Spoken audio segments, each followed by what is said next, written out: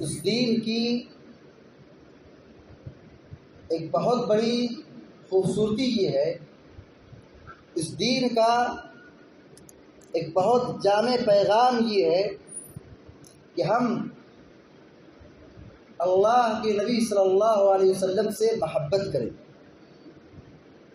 پیارے نبی صلی اللہ علیہ وسلم کی تعلیمات پر عمل کریں، سنت کی روشنی میں زندگی گزاریں، دین میں شریعت میں منمانی نہ کریں، یعنی ہم کو جو اچھا لگ رہا ہے یا ہم جسے اچھا سمجھ رہے ہیں اسی پہ چل پڑیں، منمانی نہیں ہے۔ پیارے نبی علیہ الصلوۃ والسلام کی تعلیمات پر، آپ کی سنتوں پر، آپ کی ہدایات کے مطابق زندگی گزارنا یہ اسلام کا ایک جامع حکم ہے۔ پیارے نبی علیہ الصلوۃ والسلام سے محبت کا تقاضا یہی ہے کہ اللہ کے نبی صلی اللہ علیہ وسلم کی بات مانی جائے۔ اگر آدمی کسی سے محبت کر رہا ہے، اس کی بات نہیں مانتا ہے، اس کی ہدایات پر نہیں چلتا ہے، تو یہ محبت جھوٹی ہو جاتی ہے، جس کو کہتے ہیں محبت میں فراڈ ہے، دھوکہ ہے۔ تو اگر محبت ہے نبی سے تو نبی علیہ الصلوۃ والسلام کی تعلیمات پر چلنا یہ ایمان کا تقاضا ہے۔ صحابہ اکرام، سلف صالحین پیارے نبی علیہ الصلوۃ والسلام کی چھوٹی چھوٹی سنت ہے جسے ہم معمولی سمجھتے ہیں، اس پر بھی وہ سختی کے ساتھ قائم رہتے تھے۔ یہ محبت کا معیار ہے۔ مثال کے طور پر دیکھیے، سونا حرام ہے، مردوں کے لیے سونا پہننا حرام ہے، نہیں پہن سکتے، لیکن سونے سے ہم فائدہ اٹھا سکتے ہیں۔ سونا ہے، ہم پہن تو نہیں سکتے ہیں، لیکن کسی کو پہنا سکتے ہیں، فائدہ مل رہا ہے، اس کو بیچ کر کے ہم اس کی قیمت لے سکتے ہیں، یہ جائز ہے ہمارے لیے۔ پیارے نبی علیہ السلام کے سامنے ایک صحابی آئے، ان کی انگلی میں سونے کی انگوٹھی تھی۔ پیارے نبی علیہ السلام نے کہا کہ سونے کی انگوٹھی حرام، نکال دیا آپ نے، اور اس کو نکال کے پھینک دیا۔ جب اللہ کے نبی صلی اللہ علیہ وسلم چلے گئے، نکال کر کے پھینکنے کا مقصد یہ تھا کہ یہ چیز حرام ہے، اس سے بچنا چاہیے، آپ کے ہاتھ میں یہ چیز ہے، نہیں ہونا چاہیے، آپ نے نکال کے باہر پھینک دیا۔ پیارے نبی چلے گئے۔ جب جانے کے بعد صحابہ کرام کہتے ہیں تم کہاں جا رہے؟ وہ سونے کی انگوٹھی اٹھا لو، سونے کی انگوٹھی اٹھا لو۔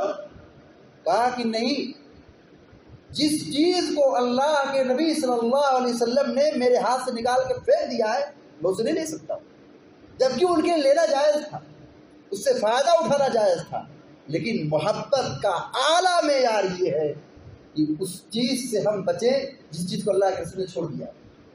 محبت میں، پیارے نبی علیہ السلام کی محبت میں ڈوب کر اس چیز کو چھوڑ دیں، جبکہ ان کے لیے کرنا یہ چیز جائز تھا۔ تو سنت کے ہوتے ہوئے، پیارے نبی علیہ السلام کی تعلیم کے ہوتے ہوئے کسی بھی طریقے پر چلنا گمراہی ہے، فتنہ ہے، تباہی ہے۔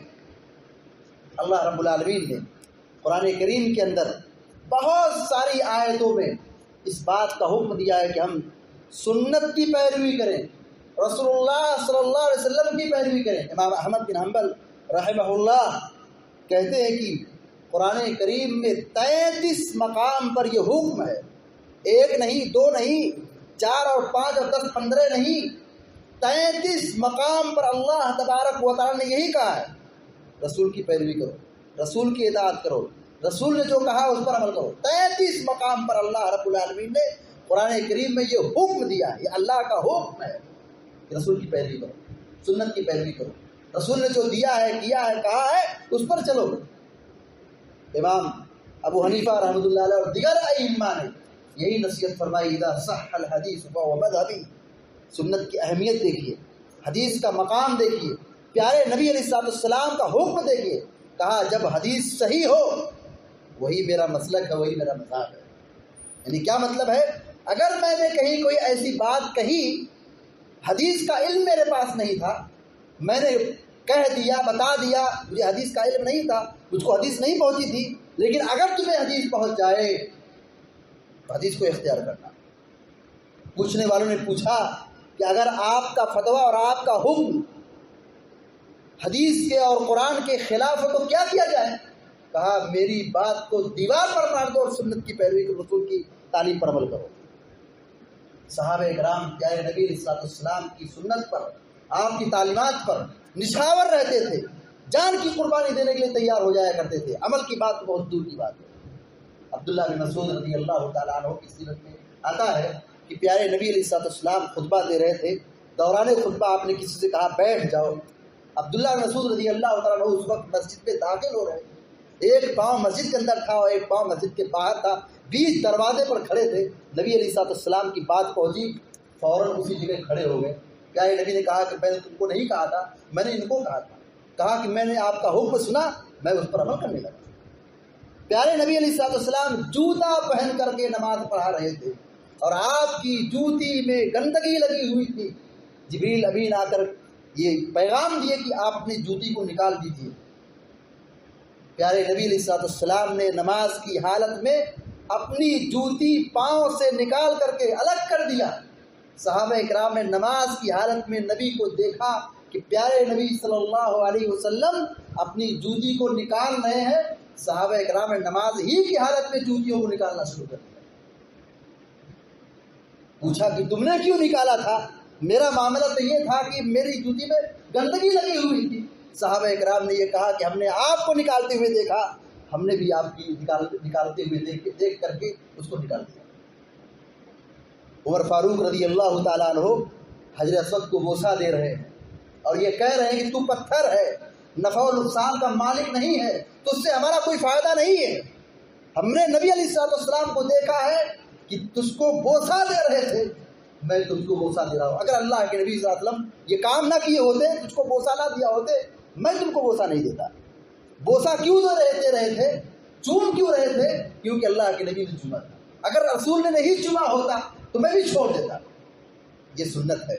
ابوبکر صدیق رضی اللہ تعالیٰ عنہ نے پیارے نبی علیہ السلام کی جب بیماری کے ایام شروع ہوئے تھے، پیارے نبی بیمار ہو گئے تھے، اس وقت اللہ کے نبی صلی اللہ علیہ وسلم نے اسامہ رضی اللہ تعالیٰ عنہ کو سپہ سالار بنایا تھا، ایک لشکر کا امیر بنایا تھا اور روانہ کیا تھا۔ اور پھر ابوبکر صدیق کی جب خلافت آئی، نبی کا انتقال ہو گیا، صحابہ اکرام میں یہ اختلاف ہو گیا۔ بہت سارے صحابہ اکرام یہ کہنے لگے کہ اسامہ کا جو لشکر جا رہا ہے واپس بلا دو، حالات صحیح نہیں ہے، حالات مناسب نہیں ہے۔ اس وقت کنڈیشن یہ ہے کہ مدینہ میں غم کا لہر، غم کا ماحول ہے، اور دوسرا یہ کہ فتنے پیدا ہو رہے ہیں، زکوٰۃ دینے سے لوگ انکار کر رہے ہیں، اپنے لوگ غیروں کی طرف جا رہے ہیں، اور پھر اس وقت ایک لشکر مدینہ سے باہر نکلے۔ یہ وقت ایسا نہیں کہ جنگ کیے جائے اور باہر جا کر کے لوگوں سے لڑا جائے، یہ وقت نہیں۔ معاملہ بڑا حساس ہے، سنگین اور نازک وقت چل رہا ہے، لہٰذا واپس بلایا جائے۔ اور صدیق رضی اللہ تعالیٰ سے لوگ آ کر کے الجھتے تھے، مشورہ دیتے تھے، کہتے تھے واپس بلا لیجئے، واپس بلا لیجئے، مگر ابوبکر صدیق رضی اللہ تعالیٰ کا جذبہ اطاعت دیکھیے، کہا میں اس لشکر کو کیسے واپس بلا دوں؟ رسول نے جس کو بھیجا ہے، رسول نے اپنے ہاتھ سے ان کو روانہ کیا ہے، امامہ باندھا ہے اور ان کو ذمہ داری دی ہے، رسول نے ان کو بھیجا ہے، چاہے وہ ہلاک ہو جائے، چاہے وہ شہید ہو جائے، نقصان ہو جائے، یا باہر کی فوجیں مدینہ پر آ کر کے قابض ہو جائے اور ہم کو چترا کر دے، میں واپس نہیں لا سکتا ہوں۔ کیسے میں واپس لا لوں؟ رسول نے جس چیز کو بھیجا ہے میں کیسے واپس کر لوں؟ اس کا اثر یہ ہوا، پیارے نبی علیہ السلام کی تعلیمات پر چلنے کا فائدہ یہ ہوا۔ ابوبکر صدیق رضی اللہ عنہ کی شجاعت دیکھیے، ان کے کہنے کا مقصد یہ تھا ہمارے پاس طاقت اپنوں سے لڑنے کے لیے بھی ہے اور غیروں سے بھی لڑنے کے لیے۔ جو لوگ زکوٰۃ دینے سے انکار کر رہے تھے، ہم ان سے بھی لڑنے کی طاقت رکھتے ہیں، لڑ سکتے ہیں، لڑیں گے۔ اور جو غیر ہے، نان مسلم ہے، غیر مسلم ہے، شرک اور کفر کر رہے ہیں، ان سے بھی ہم ٹکر لینے کی طاقت رکھتے ہیں۔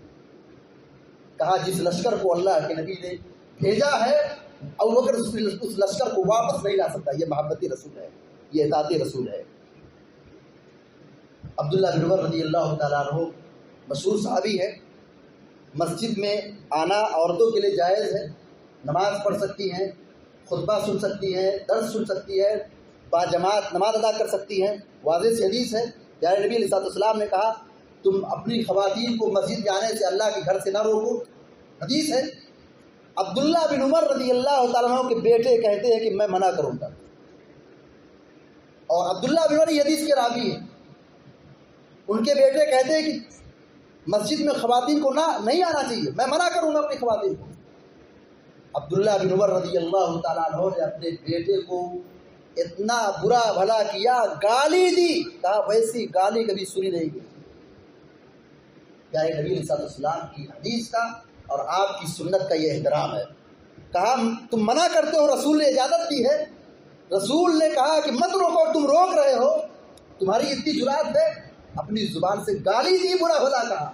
صحابہ کرام کہتے ہیں کہ ہم نے ایسی گالی کبھی سنی نہیں تھی, ویسا برا بھلا کہتے ہوئے ہم نے کبھی سنا نہیں تھا, شریف آدمی تھے. انس رضی اللہ تعالیٰ عنہ کہتے کہ میں ایک مرتبہ اللہ کے نبی کے پاس کسی دعوت میں گیا ہوا تھا, اور وہاں پر اللہ کے نبی علیہ السلام اس میں برتن سے کدو ڈھونڈ ڈھونڈ کر کے نکال کے کھا رہے تھے. گوشت میں کدو تھا, سالن میں کدو تھا, اس کو آپ چن چن کر کے تلاش کر کے نکال رہے تھے, کھا رہے تھے. عبداللہ حضرت انس بن مالک رضی اللہ تعالیٰ عنہ کہتے ہیں کہ کدو اس چیز سے مجھے پسند ہو گیا.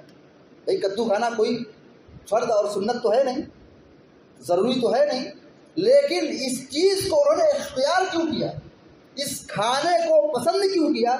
کہتے ہیں کیونکہ اللہ کے نبی علیہ السلام کدو تلاش کر رہے تھے, اس دن سے میں کدو کو کھانا شروع کر دیا, مجھے بھی کدو کھانا اچھا لگنے لگا. ایک مرتبہ اللہ کے نبی علیہ السلام کسی سفر میں تھے, صحابہ اکرام بکھرے ہوئے تھے, سفر میں لوگ سونے کے لیے بکھرے ہوئے تھے, کوئی ادھر پڑاؤ ڈالا ہے, کوئی ادھر پڑاؤ ڈالا ہے, کوئی ادھر پڑاؤ ڈالا ہے, بکھرے ہوئے تھے. پیارے نبی علیہ السلام نے کہا کہ اے لوگوں, بکھر کر کے کیوں آرام کر رہے ہو, ایک ساتھ آرام کرو, ایک ساتھ پڑاؤ ڈالو. اجتماعیت ہونی چاہیے.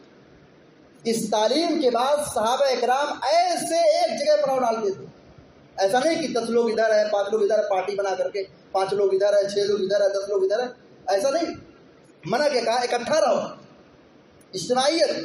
اس حکم کے بعد صحابہ اکرام ایک جگہ ایسا پڑاؤ ڈالتے تھے, قیام کرتے تھے کہ اگر ایک لباس بچھا دیا جائے تو لوگوں کے لیے کافی ہو جاتا. پیارے نبی علیہ السلام کی تعلیم سے اور آپ کے حکم سے محبت, اطاعت, پیروی. پیارے نبی علیہ السلام نے خیبر کی فتح کے بعد گدھے کے گوشت کھانے کو حرام قرار دیا. گدھے کا گوشت جو گھروں پالتو گدھا ہوتا ہے, جو شہروں میں گلیوں میں گھومتے رہتا ہے, اس گدھے کے گوشت کو کھانے سے پیارے نبی علیہ السلام نے منع کر رکھا, یہ حرام ہے. اس کو کاٹ کے لوگ ذبح کر کے پکا رہے تھے, تیار تھا, پکنے والا تھا, آگ جلائی گئی تھی, گوشت ہانڈی میں برتن میں ڈال دیا گیا, پک رہا تھا. جب یہ خبر لوگوں تک پہنچی کہ اللہ کے نبی صلی اللہ علیہ وسلم منع کر رہے ہیں, اللہ کا حکم ہے, پیارے نبی علیہ السلام اعلان کر رہے ہیں, اس اعلان کے بعد صحابہ اکرام اپنی ہانڈیوں کو پلٹ دیے اور گوشت کو بہا دیے. کوئی آدمی کھانے کے لیے تیار نہیں ہوا, سب کو بہا دیا, ضائع کر دیا. شراب حرام ہوئی, شراب حرام ہوئی. صحابہ اکرام کے پاس مٹکے تھے, برتن تھے, شراب کا کاروبار تھا, شراب پیتے تھے, اس وقت جائز حلال تھی اس وقت. مگر جب اللہ رب العالمین نے حرام کر دے, کہا نہیں پی سکتے ہو, کاروبار نہیں کر سکتے ہو, فائدہ نہیں حاصل کر سکتے ہو, حرام ہے. اس پیغام کے بعد سارے صحابہ اکرام نے اپنے مٹکوں کو, برتنوں کو چھوڑ دیا اور اس کو بہا دیا. یہاں تک کہ مدینہ کی نالیوں میں پانی نہیں, شراب بہ رہی تھی. یہ جذبہ اطاعت تھا صحابہ اکرام. کوئی آدمی ایسا نہیں کہا کہ میں اس کو چھپا کے رکھوں پھر بیچ دوں اور اس سے فائدہ حاصل کروں, نہیں. اللہ کے نبی علیہ السلام کے سامنے ایک مسئلہ آیا. ایک یتیم کی کفالت کرنے والے ایک صحابی تھے, ان کے پاس یتیم کی شراب تھی, یتیم کی کفالت کر رہے تھے, اس یتیم کی شراب کی کاروبار کر رہے تھے. کہا کہ کیا میں اس شراب کو سرکہ بنا لوں؟ کہا نہیں بنا سکتے, شراب حرام ہے تو اس سے بنائی ہوئی چیز بھی حرام ہے. کہنے کا مقصد یہ کہ صحابہ اکرام, ہمارے اسلاف اعظام نبی علیہ السلام کی سنتوں سے اور آپ کی تعلیمات سے گہرا لگاؤ رکھتے تھے, اس پر عمل کرتے تھے, عمل کا جذبہ تھا, سنت کی پیروی تھی. اور اللہ رب العالمین نے دھمکی دی ہے کہ اگر سنت کی پیروی نہیں ہوگی, سنت پر عمل نہیں ہوگا, سنت پر نہیں چلیں گے, نبی علیہ الصلوۃ والسلام کی تعلیمات پر نہیں چلیں گے تو فتنہ پیدا ہوگا، سنت کو چھوڑیں گے تو فتنہ پیدا ہوگا۔ اور یہاں کہیں گے سنت پر عمل کرو گے تو یہ اختلاف کر رہے ہیں، سمجھنے کی بات ہے، بہت اہم بات ہے۔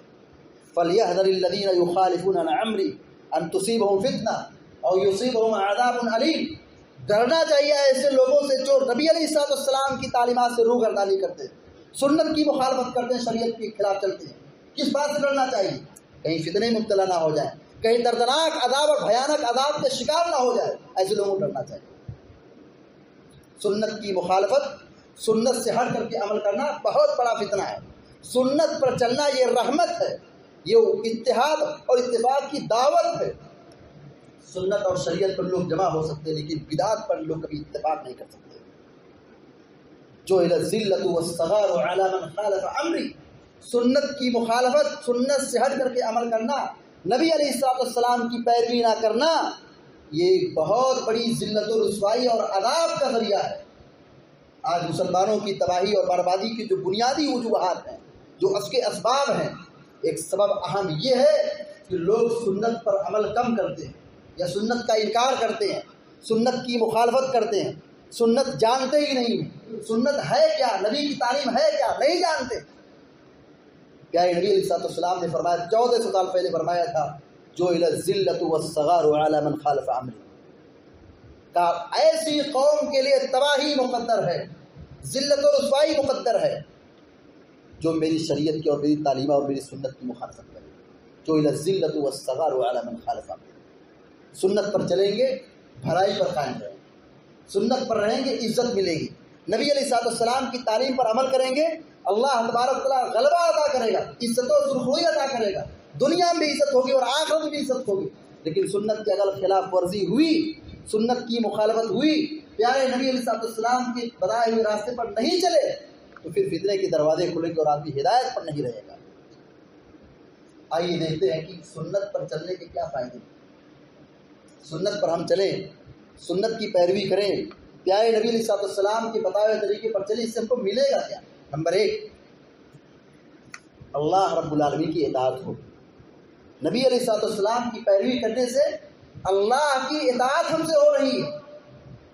من یطع الرسول فقد اطاع اللہ، اللہ رب العالمین کہتا ہے جو رسول کی پیروی کرے اس نے اللہ کی پیروی کی ہے، اور جو رسول کی پیروی نہ کرے، رسول کی تعلیم پر عمل نہ کرے، وہ اللہ کا نافرمان، وہ اللہ کی بات نہیں مان رہا۔ اللہ رب العالمین کی اطاعت کے لیے ضروری ہے کہ ہم رسول کی اطاعت کریں۔ اللہ کے رسول کی اطاعت نہیں ہے مطلب یہ کہ ہم اللہ کی بھی نافرمانی کر رہے ہیں، اللہ کی مخالفت کر رہے ہیں، اللہ کی نافرمانی کر رہے ہیں۔ تو اللہ کی اطاعت کو حاصل کرنے کے لیے، اللہ رب العالمین کی اطاعت حاصل کرنے کے لیے نبی کی اطاعت ضروری ہے۔ نبی کی اطاعت یہ اللہ کی اطاعت ہے، کیونکہ اللہ کا یہ حکم ہے، وَأَطِيعُوا اللَّهَ وَأَطِيعُوا الرَّسُولَ، اللہ ہی نے کہا قرآن کریم تم اللہ کی اطاعت کرو، رسول کی اطاعت کرو۔ تو جو اللہ کی کوئی اطاعت کرنا چاہتا ہے اس کے لیے ضروری ہے کہ وہ پہلے رسول کی اطاعت کرے۔ رسول کی جب وہ اطاعت کرے گا تو وہ اللہ کی بھی اطاعت کر رہا ہے، اور جو رسول کی اطاعت نہیں کر رہا ہے وہ اللہ کی بھی فرمانبرداری نہیں کر رہا ہے۔ نمبر 2، نبی علیہ الصلوۃ والسلام کی اطاعت و پیروی کرنے سے اللہ کی محبت حاصل ہوتی ہے، اللہ رب العالمین کی محبت ملتی ہے۔ اللہ رب العالمین کہتا ہے قُلْ إِن كُنتُمْ تُحِبُّونَ اللَّهَ فَاتَّبِعُونِي يُحْبِبْكُمُ اللَّهُ۔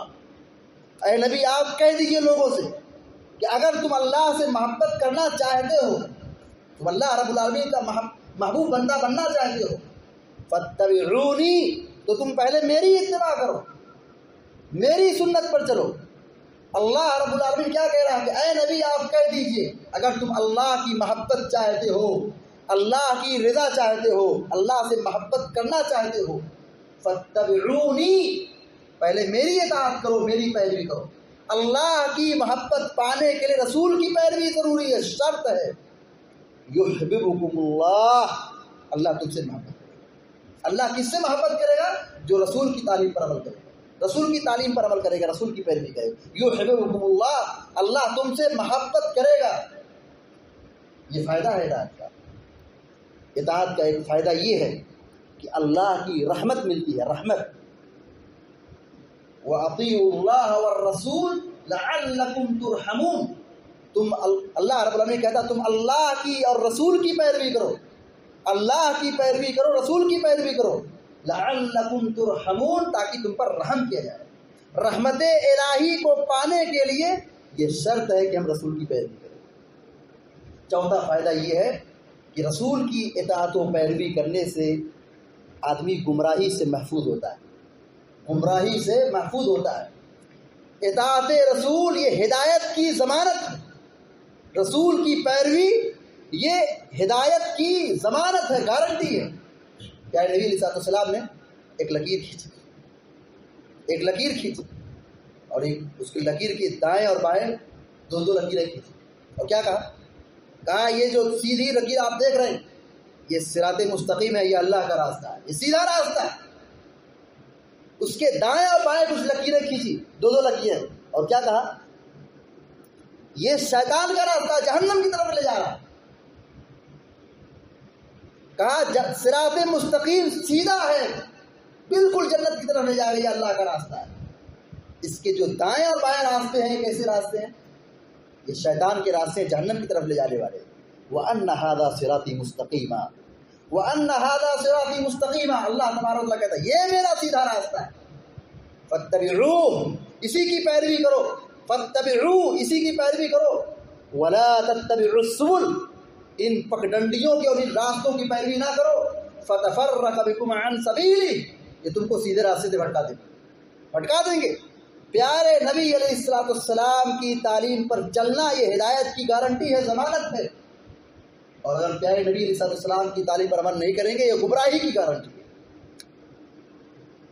اتباع سنت سے، رسول کی پیروی سے ایمان مضبوط ہوتا ہے، ایمان مکمل ہوتا ہے۔ فلا وربک لا یؤمنون حتی یحکموک فیما شجر بینہم ثم لا یجدوا فی انفسہم حرجا مما قضیت ویسلموا تسلیما، اللہ تبارک و تعالیٰ کہتا ہے تیرے رب کی قسم ہے، اللہ تبارک و تعالیٰ کیا کہہ رہا ہے؟ تیرے رب کی قسم ہے کہ یہ کبھی پکے مومن ہو ہی نہیں سکتے، مکمل ایمان والے ہو ہی نہیں سکتے جب تک کہ یہ مسلمان اللہ کے نبی صلی اللہ علیہ وسلم سے فیصلہ نہ کرائیں، اور پیارے نبی علیہ السلام جو ان کے معاملات میں فیصلہ کرے اس کو دل و جان سے مکمل تسلیم کرے، زبردستی نہیں۔ کوئی چیز ہم کسی چیز کو زبردستی مان لیتے، چلو کوئی آپشن نہیں ہے مان لیتے، ایسا نہیں، دل و جان سے مکمل تسلیم نہ کر لیں، ہاں یہی حق ہے، یہی سچ ہے، یہی ہدایت ہے، یہی تعلیم ہے، ہم اس کو دل و جان سے مان رہے ہیں، تب جا کر کے ایمان مکمل ہوگا۔ اور اگر ہم اس کو نہیں مان رہے ہیں، انکار کر رہے ہیں، تسلیم نہیں کر رہے ہیں، دل و جان سے نہیں بلکہ مجبوری سے تسلیم کر رہے ہیں، تو یہ ہمارے ایمان پر خلل اور سوال نشان ہے۔ فلا وربک لا یؤمنون حتی یحکموک فیما شجر بینہم ثم لا یجدوا فی انفسہم حرجا مما قضیت ویسلموا تسلیما، مکمل دل و جان سے تسلیم اور یقین کے ساتھ آدمی نبی علیہ السلام کی تعلیم پر عمل کر رہا ہے اور آپ کے فیصلے کو تسلیم کر رہا ہے اور آپ کے حکم کو مان رہا ہے، تو یہ مکمل ایمان کی نشانی ہے۔ اور وہ آدمی کبھی مکمل ایمان والا ہو ہی نہیں سکتا ہے جو اللہ کے نبی کے فیصلے کو تسلیم نہ کرے۔ اتباع سنت کا ایک فائدہ یہ ہے اس سے مکمل ثواب ملتا ہے، مکمل اجر اور مکمل ثواب ملتا ہے۔ وَإِن تُطِيعُوا اللَّهَ وَرَسُولَهُ لَا يَلِتْكُم مِّنْ أَعْمَالِكُمْ، اگر تم اللہ اور اس کے رسول کی پیروی کرو گے، لا يَلِتْكُم مِّنْ أَعْمَالِكُمْ، اللہ تمہارے عمل کو کم نہیں کرے گا ثواب دینے میں۔ کیا مطلب ہے؟ سنت کی پیروی ہوگی، سنت کے مطابق عبادت ہوگی، اللہ تعالیٰ مکمل اجر دے گا۔ اس کا الٹا کیا نکلتا ہے؟ اگر عبادت میں سنت کی پیروی نہیں ہے ثواب نہیں ملے گا، گناہ مل سکتا ہے، ثواب نہیں ملے گا، عبادت برباد ہو جائے گی اور گناہ بھی مل سکتا ہے، گناہ بھی ملے گا۔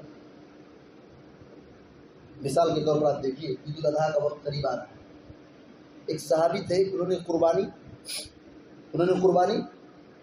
عید الاضحیٰ کی نماز سے پہلے کر دی، عید الاضحیٰ کی نماز سے پہلے قربانی کر دی۔ اور پیارے نبی علیہ السلام کی تعلیم یہ ہے کہ عید الاضحیٰ کی نماز پڑھو پھر قربانی کرو تو قبول ہوگی۔ انہوں نے قربانی کب کی؟ عید الاضحیٰ کے دن، عید کی نماز پڑھنے سے پہلے قربانی کر دی۔ کہا کہ گوشت کھلایا، کہا یہ گوشت ہے، قربانی کا گوشت ہے، کہا ایسا اتنا جلدی اتنا پہلے کیسے تم کو مل جائے؟ انہوں نے کہا کہ میں نے نماز سے پہلے ہی قربانی کر دی تھی۔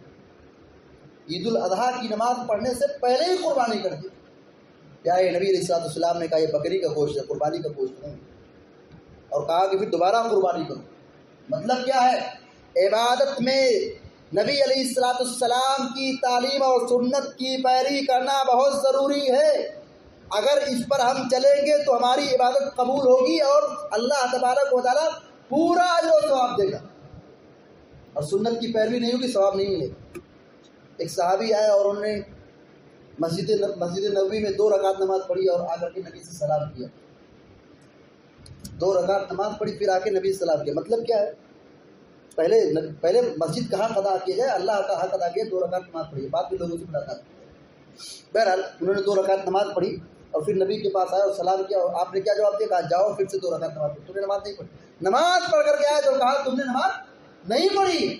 1 مرتبہ گئے، 2 مرتبہ گئے اور کہا اس سے بہتر میں نماز نہیں پڑھ سکتا. آپ نے ان کو نماز کا طریقہ بتایا، جبکہ وہ نماز پڑھ کے آ رہے تھے. نبی کیا کہہ رہے تھے؟ جاؤ پھر سے پڑھو، تم نے نماز نہیں پڑھ کے آئے تھے. آقا جاؤ پڑھو، تم نے نماز پڑھی ہی نہیں. ارجع فصلی فإنک لم تصلی، پڑھ کے آئے تھے. 1 مرتبہ نہیں، 2 مرتبہ پڑھ کر کے آئے تھے. آپ نے کیا جواب دیا؟ کہا جاؤ پھر سے دوبارہ نماز پڑھو، تم نے نماز نہیں پڑھی. پڑھو پھر سے، تم نے نماز نہیں پڑھی. جبکہ وہ پڑھ کر کے آئے تھے، لیکن وہ اس طریقے سے نہیں پڑھ کے آئے جس طرح نماز پڑھنا چاہیے. جلد بازی کر رہے تھے، سنت کے مطابق نماز نہیں پڑھ رہے تھے. پیارے نبی علیہ السلام ان کو نماز پڑھنے کا طریقہ بتایا، سنت سکھائی. کہا اس طریقے سے نماز پڑھو، صلو کما رأیتمونی اصلی. اور آپ نے حج کے بارے میں کہا تم مجھ سے حج کا طریقہ سیکھ لو. خذوا عنی مناسککم، خذوا عنی مناسککم. آپ نے 3 مرتبہ فرمایا. کہا تم مجھ سے حج کا طریقہ سیکھ لو، حج کا طریقہ سیکھ لو، حج کا طریقہ سیکھ لو. ہو سکتا ہے کہ اگلے سال مجھ سے تم سے ملاقات نہ ہو. ہر عبادت میں پیارے نبی علیہ السلام کی تعلیمات پر عمل کرنا یہ بہت ضروری ہے، تبھی یہ عبادتیں اللہ تعالیٰ کے یہاں قبول ہوں گی. اتباع سنت کا ایک فائدہ یہ ہے کہ اتباع سنت سے کامیابی ملتی ہے. وَمَن يُطِعِ اللَّهَ وَرَسُولَهُ وَيَخْشَ اللَّهَ وَيَتَّقِ فَأُولَٰئِكَ هُمُ الْفَائِزُونَ. اللہ تبارک و تعالیٰ کہہ رہا ہے جو اللہ کی اطاعت کرتا ہے، رسول کی پیروی کرتا ہے، وَيَخْشَ اللَّهَ وَيَتَّقِ، اور اللہ کا تقوی اور اللہ کی خشیت پیدا کرتا ہے. کیا کر رہا ہے؟ اللہ کی اطاعت، رسول کی اطاعت، تقوی اور خشیت پیدا کر رہا ہے. ڈر رہا ہے اللہ رب العالمین سے، اللہ کی اور رسول کی پیروی کر رہا ہے اور اللہ کا تقوی اختیار کر رہا ہے. اللہ تعالیٰ کیا فرما رہا ہے؟ فَأُولَٰئِکَ هُمُ الْفَائِزُونَ. یہی لوگ کامیاب ہونے والے ہیں. کامیابی یہی ہے کہ آدمی تقوی اختیار کرے اور پیارے نبی صلی اللہ علیہ وسلم کی تعلیمات پر عمل کرے. اس طریقے سے اتباع سنت کا ایک فائدہ یہ ہے کہ اتباع سنت پر چلنے سے، نبی کی پیروی کرنے سے جہنم کی آگ سے آزادی ملتی ہے. جنت میں جانے کے لیے اور جہنم کی آگ سے بچنے کے لیے پیارے نبی علیہ السلام کے طریقے پر اور صحابہ کے منہج کو اختیار کرنا بہت ضروری ہے. بہت مشہور حدیث ہے، بار بار سنتے سناتے ہیں. کہا میری امت میں اختلاف ہوگا، یہود و نصارہ 71-72 فرقوں میں بٹ گئے، میری امت ان سے 1 قدم آگے ہوگی، 73 فرقوں میں بٹ جائے گی، سب کے سب جہنم میں جائیں گے. والعیاذ باللہ، سب کے سب جہنم میں داخل ہوں گے. اللہ کی پناہ. کہا صرف ایک جماعت جو ہوگی جنت میں داخل ہوگی، باقی سارے لوگ جہنم کے شکار ہو جائیں گے. پوچھنے والوں نے پوچھا کون لوگ ہیں جو جنت میں داخل ہوں گے، جہنم سے بچ جائیں گے؟ پیارے نبی علیہ السلام نے فرمایا ما انا علیہ واصحابی، ما انا علیہ واصحابی، جس پر میں ہوں اور میرے صحابہ ہیں، جس پر میں ہوں میرے صحابہ ہیں، وہ طائفہ منصورہ ہے، وہ جنت میں داخل ہونے والی ہے اور جہنم کی آگ سے بچنے والی ہے. جس پر میں ہوں اور میرے صحابہ ہے. وہ کون سا طریقہ تھا؟ صحابہ اکرام کا طریقہ اتباع سنت تھا، اتباع سنت کا تھا، نبی کی پیروی کا تھا. اور اسی طریقے سے نبی علیہ السلام کی پیروی کا ایک فائدہ یہ ہے کہ اتباع سنت سے جنت ملتی ہے. خود اللہ کے نبی علیہ السلام نے فرمایا ہے من اطاعنی دخل الجنہ، جو میری اطاعت کرے گا، میری سنت پر چلے گا، وہ جنت میں داخل ہوگا. من اطاعنی دخل الجنہ، جو میری پیروی کرے گا وہ جنت میں داخل ہوگا. اتباع سنت کا 10واں اور آخری فائدہ یہ ہے کہ اتباع سنت یہ فتنوں اور اختلاف سے نجات کا بہت بنیادی حل ہے. اتباع سنت سے کیا ہوگا؟ اختلاف دور ہوں گے، فتنوں سے آدمی محفوظ رہے گا، فتنوں سے آدمی محفوظ رہے گا. بڑی مشہور حدیث ہے، پیارے نبی علیہ السلام فجر کی نماز کی بعد درس دیے اور آپ نے نصیحت فرمائی. صحابہ اکرام رونے لگے، ان کے دل دہلنے لگے. لوگوں نے کہا کچھ نصیحت کر دیجئے. پھر آپ نے نصیحت کی، کہا دیکھو میرے بعد بہت سارے اختلافات پیدا ہوئے. فَإِنَّهُ مَن يَعِشْ مِنكُم بَعْدِي فَسَيَرَىٰ اخْتِلَافًا كَثِيرًا. میرے بعد جو رہے گا، باقی رہے گا، بہت سارے اختلافات کو دیکھے گا. آپ نے پیشن گوئی کیا اختلاف ہوگا، آپ نے اس کا علاج بتایا، کہا اختلافات ہوں گے. ان اختلافات سے اپنے آپ کو بچانے کے لیے، صحیح منہج پر آپ نے لوگوں کو رکھنے کے لیے بہت جامع اصول دیا. اللہ کے نبی علیہ السلام کہتے ہیں کیا کرو گے تم؟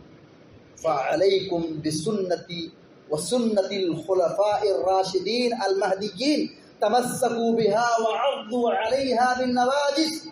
پیارے نبی علیہ السلام نے فرمایا، کہا دیکھو اختلافات ہوں گے، تم میری سنت کو اور صحابہ کے منہج کو اختیار کرنا، میری سنت کو اور صحابہ کے منہج کو اختیار کرنا. اور یہاں سنت کی بات کہی جائے تو لوگ کہیں گے سنت کی بات مت کیجیے، اس سے فتنہ پیدا ہوتا ہے. یہ دیکھو سنت کی بات کر رہے ہیں، بگاڑ پیدا ہو رہا ہے. یہ سنت کی بات کر رہے ہیں، اختلاف ہو رہا ہے. پیارے نبی علیہ السلام یہ کہہ رہے ہیں کہ دیکھو میرے بعد اختلاف ہوگا، اس اختلاف سے بچنے کا حل یہ ہے فَعَلَيْكُمْ بِسُنَّتِي وَسُنَّتِ الْخُلَفَاءِ الرَّاشِدِينَ الْمَهْدِيِّينَ تَمَسَّكُوا بِهَا. میرے سنت کو اور میرے صحابہ کے منہج کو مضبوطی سے، یہ داڑ کی جو دات ہے اس کو مضبوطی سے جسے جکڑ لینا، مضبوطی سے پکڑ لینا. اس کا فائدہ یہ ہوگا کہ جو آدمی جس قدر سنت پر عمل کرنے والا ہوگا وہ فتنوں سے، اختلافات کے مسئلے سے محفوظ ہوگا. وَإِيَّاكُم مُحْدَثَاتِ الْأُمُورِ. دین میں نئی نئی چیزوں کو ایجاد کرنے سے بچنا، دین میں بدعات اور اپنی من مانی سے، یہ چیز اچھی لگ رہی ہے، یہ چیز بہتر ہے، آبا و اجداد کو پایا، ہاں اچھی ہے، چلو اس پر. دین میں نئی نئی چیزوں کو ایجاد کرنے سے بچنا. فَإِنَّ كُلَّ مُحْدَثَةٍ بِدْعَةٌ. دین میں ہر نئی چیز بدعت ہے. گریبان میں جھانک کر دیکھنے کی ضرورت ہے کہ ہمارے منہج میں اور ہمارے راستوں میں، ہمارے طریقوں میں، ہمارے مسلک میں کتنی سنت کی پیروی ہے اور کتنے ائمہ اور فلاں اور فلاں کی لوگ نقش قدم پر چل رہے ہیں اور کس کی بات مان رہے ہیں. ہدایت پر اگر آدمی رہنا چاہتا ہے، صحیح راستے پر رہنا چاہتا ہے، اپنے آپ کو فتنوں اور اختلافات سے دور رکھنا چاہتا ہے، واحد حل جو 1400 سال پہلے اللہ کے نبی صلی اللہ علیہ وسلم نے فرمایا تھا تم میری سنت کو اور میرے صحابہ کے منہج کو مضبوطی سے پکڑ لینا اور دین میں نئی چیز کی ایجاد مت کرنا. آخری بات بیان کر کے اپنی بات ختم کرنا چاہتا ہوں. پیارے نبی علیہ السلام کی سنت پر عمل کرنے کا فائدہ یہ ہوگا کل قیامت کے دن حشر کے میدان میں حساب و کتاب سے پہلے اللہ کے نبی علیہ السلام اپنی امت کے ان لوگوں کو جو سنت پر چلنے والے ہیں، نبی کی تعلیم پر چلنے والے ہیں، پیارے نبی علیہ السلام حوض کوثر کا جام پلائیں گے.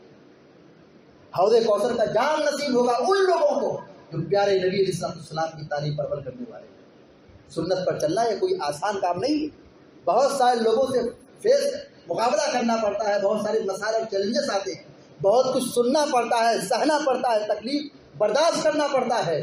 جو دنیا میں یہ تکلیف برداشت کر کے جائیں گے اور پھر ان مشکلات سے دوچار ہوں گے اور ایک عرصے تک قبر کے اندر قبر کی کوٹری میں رہیں گے، اور جب اللہ تبارک و تعالیٰ دوبارہ پیدا کرے گا قیامت کی بات زندہ کرے گا، لوگ حشر کے میدان میں بھاگے جائیں گے. اللہ تبارک و تعالیٰ ان کی ضیافت کیسے کرائے گا، ان کو حوض کوثر کا جام پلائے گا پیارے نبی علیہ السلام کے ہاتھوں سے. بتائیے کتنی بڑی سعادت ہے سنت کی پیروی کرنے سے.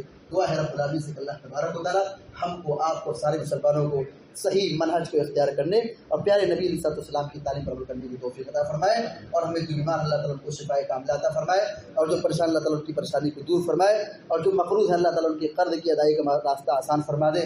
اللہ تبارک و تعالیٰ ہم سب کو اور سارے مسلمانوں کو کتاب و سنت کی صحیح پیروی کرنے کی سب کو توفیق عطا فرمائے. بدعات اور خرافات اور شرکیہ اعمال سے ہم سب کی حفاظت فرمائے آمین یا رب العالمین. اقول قولی ھذا واستغفر اللہ لی ولکم ولسائر المسلمین فاستغفروہ انہ الغفور الرحیم. وصلی اللہ علی نبینا محمد وعلی آلہ وصحبہ اجمعین. السلام علیکم ورحمۃ اللہ وبرکاتہ.